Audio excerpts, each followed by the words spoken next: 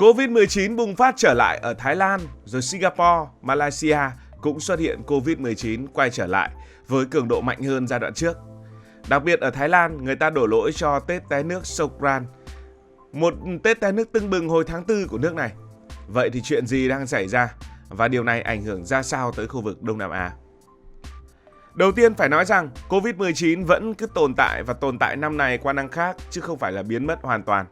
Nhưng nó không còn là kẻ thù số 1 như hồi mới xuất hiện. Hồi năm 2020-2021 khi cả thế giới phải hoảng loạn, bệnh viện thì quá tải và ai cũng sợ hãi. Giờ nó đã trở thành một bệnh đặc hữu. Bệnh đặc hữu ở đây được hiểu là gì? Nó giống như cúm mùa cứ luẩn quẩn quanh năm, thi thoảng lại bung xõa một chút cho người ta phải nhớ mặt. Nhưng lần này, từ đầu năm 2025, virus này lại làm dân tình xôn xao ở Thái Lan, Singapore, Malaysia và một vài nơi khác. Không chỉ số ca nhiễm tăng, mà những lo lắng về việc liệu nó sẽ hồi sinh như xưa hay không cũng khiến cho người ta phải đau đầu. Nhưng có một tình hình chung là như thế này. Số ca nhiễm thì tăng thật, nhưng may mắn là số ca nặng và số ca tử vong thì thấp hơn rất nhiều so với trước. Hệ thống y tế của những nước này vẫn xử lý ngon lành Covid-19. Hãy cùng đến với những câu chuyện rất cụ thể. Thái Lan là nơi ồn ào nhất trong câu chuyện này.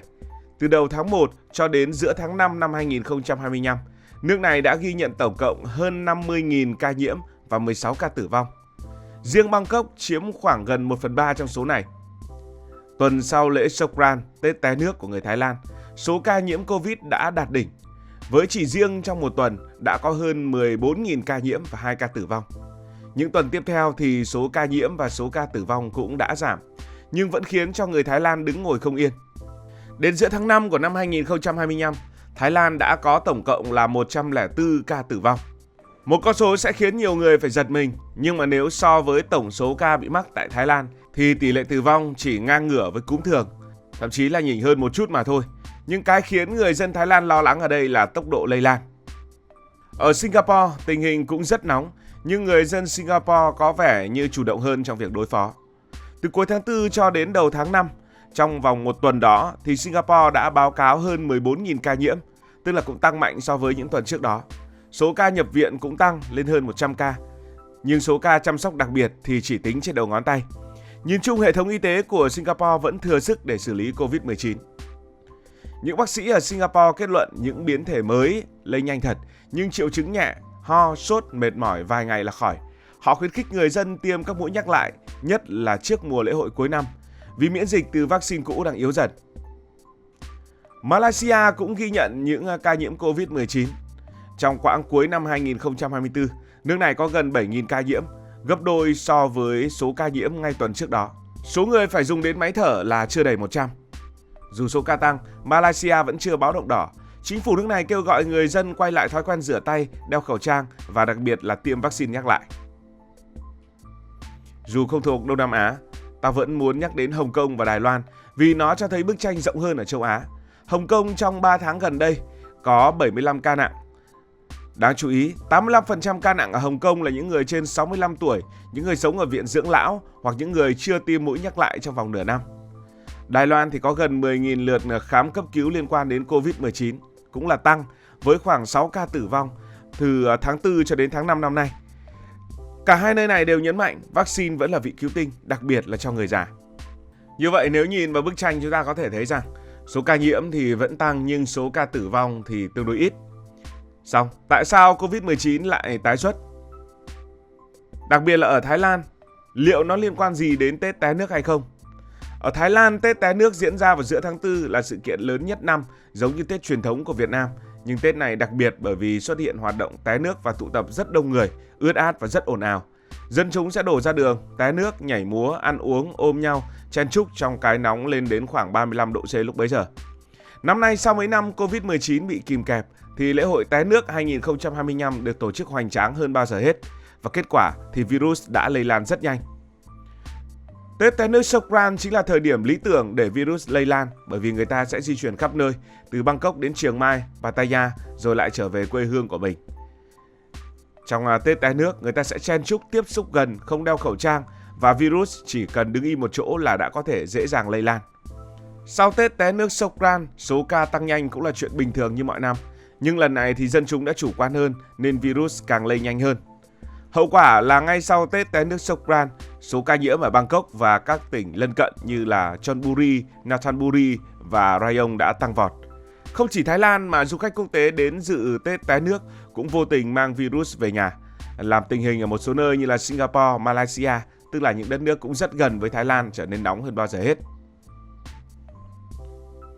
Và cần phải lưu ý rằng Thái Lan đã mở cửa hết cỡ cho khách du lịch, kèm với nhiều điều kiện tương đối thông thoáng.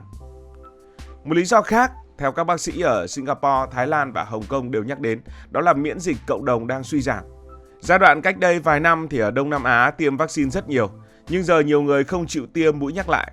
Ở Thái Lan, Bộ Y tế nước này cảnh báo nhóm nguy cơ cao, đó là người già, có bệnh nền nên tiêm mỗi năm một lần. Nhưng thực tế thì nhiều người cũng quên luôn việc đi tiêm nhắc lại. Ở Hồng Kông thì 95% ca nặng là những người chưa tiêm vaccine trong 6 tháng qua. Singapore cũng cảnh báo rằng miễn dịch từ các mũi tiêm cũ bây giờ đã yếu và không đủ sức chống lại những biến thể mới. Covid-19 giờ đã trở thành một bệnh đặng hữu, có nghĩa là nó không biến mất mà cứ luẩn quẩn giống như một người bạn cũ thi thoảng lại ghé thăm chúng ta. Những biến thể mới như là JN1, KP1, KP2, XBB116 đều thuộc dòng Omicron, lây nhanh hơn nhưng triệu chứng thì nhẹ. Dân chúng nhiễm bệnh thường chỉ ho, sốt, mệt mỏi vài ngày là hết, hiếm khi phải nhập viện. Đông Nam Á, đặc biệt là Thái Lan, đã mở cửa du lịch từ lâu. Phuket, Pattaya, Bangkok đón hàng triệu khách quốc tế mỗi năm và không cần cách ly. Malaysia, Singapore cũng nới lỏng hạn chế, khiến dân chúng luôn sống chung với Covid. Điều này giúp kinh tế hồi sinh nhưng cũng mở đường cho virus đi du lịch khắp nơi. Một lý do nữa đó là tâm lý sống chung với Covid khiến nhiều người bỏ quên những thói quen cũ như đeo khẩu trang, rửa tay hoặc là xét nghiệm nhanh. Và cuối cùng, một yếu tố ít ai để ý, đó là mùa mưa ở Đông Nam Á. Mùa mưa ở Đông Nam Á thường sẽ diễn ra vào giai đoạn này. Nhiều nơi như là Thái Lan, Malaysia, Singapore bắt đầu bước vào mùa mưa, thời tiết ẩm ướt, mát mẻ và đây chính là thiên đường cho các loại virus đường hô hấp. Các bệnh đường hô hấp, trong đó có Covid-19, thường dễ bùng phát vào mùa mưa do nhiều yếu tố thuận lợi của sự lây lan virus và vi khuẩn. Trước hết là môi trường ẩm ướt và nhiệt độ thấp trong mùa mưa tạo điều kiện cho các tác nhân gây bệnh sinh sôi. Nhiệt độ giảm cũng có thể làm suy giảm hệ miễn dịch của cơ thể, khiến con người dễ mắc bệnh hơn, đặc biệt là các bệnh liên quan đến đường hô hấp. Bên cạnh đó, mùa mưa khiến mọi người có xu hướng tập trung trong nhà hoặc là những không gian kín để tránh mưa. Điều này dẫn đến mật độ người dân cao và không khí lưu thông kém, tạo cơ hội cho virus lây truyền qua giọt bắn và không khí. Với Covid-19, nguy cơ lây nhiễm trong không gian kín càng tăng cao nếu không có những biện pháp phòng ngừa như đeo khẩu trang hay là giữ khoảng cách. Thêm vào đó, thời tiết mưa hay ẩm ướt có thể làm giảm sức đề kháng của cơ thể, khiến nhiều người, đặc biệt là trẻ em và người cao tuổi, dễ bị cảm lạnh hoặc mệt mỏi. Virus thì cũng tồn tại lâu hơn trên những bề mặt ẩm, làm tăng nguy cơ bị nhiễm bệnh.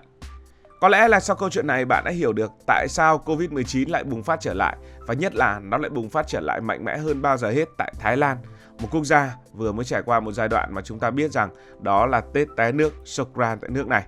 Cảm ơn vì đã quan tâm theo dõi câu chuyện này. Nếu cảm thấy thú vị, bạn có thể nhấn nút đăng ký kênh, bật chuông thông báo và chia sẻ. Còn bây giờ thì xin được nói lời chào tạm biệt.